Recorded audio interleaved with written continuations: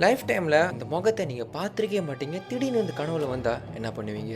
S 8000 பேர் மேல இப்ப நான் ஃபோட்டோல காட்டுறேனே இந்த முகத்த கனவுல பார்த்துருக்காங்க. இதனால எவர் ட்ரீம் திஸ் மேன் சொல்ட்டு ஒரு வெப்சைட் கிரியேட் பண்றாங்க.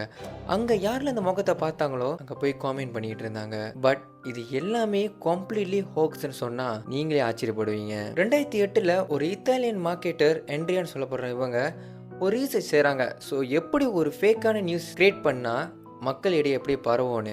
பட் அவங்க அப்படி கிரியேட் பண்ணதில நெறைய பேர் நிஜமா பார்த்துருக்குன்னு கூட சொல்லியிருக்காங்க. எப்புட்றா நம்ம பொய்யா கிரியேட் பண்ண ஒரு விஷயம் நிஜமா ஆச்சுன்னு சொல்லிட்டு, ஸோ இதனால என்ன பண்ணுறாங்கன்னா, ஒரு எக்ஸ்பெரிமெண்ட் பண்ணுறாங்க. சைக்காட்ரி கூட்டு வந்து யாரெல்லாம் பார்த்தாங்கன்னு சொல்லி ஒரு 2 பேர செலக்ட் பண்ணிட்டு, நீங்க கனவுல பார்த்த முகத்த ஸ்கெட்ச் பண்ணுங்கன்னு. எக்ஸாக்ட்டா எது வந்து அவங்க கிரியேட் பண்ண ஒரு இமேஜோ அவங்க வந்து வரைஞ்சு குடுத்தாங்க. ஈவன் அந்த ஃபேஸ் வந்து அவங்க பார்க்கவே இல்லன்றாங்க ரியல் லைஃப்ல. ஸோ இதே மாரி தான் 2 பேரு 8000 பேரா மாறுது. அந்த வெப்சைட்ல நெறைய பேர் சொல்றாங்க, நான் பார்த்துருக்கேன்னு. இந்த மாரி ஒரு முகத்த உங்க கனவுல நீங்க பார்த்தீங்கன்னா கண்டிப்பா நீங்க தூங்கியிருக்க மாட்டீங்கன்னு எனக்கு தெரியும்.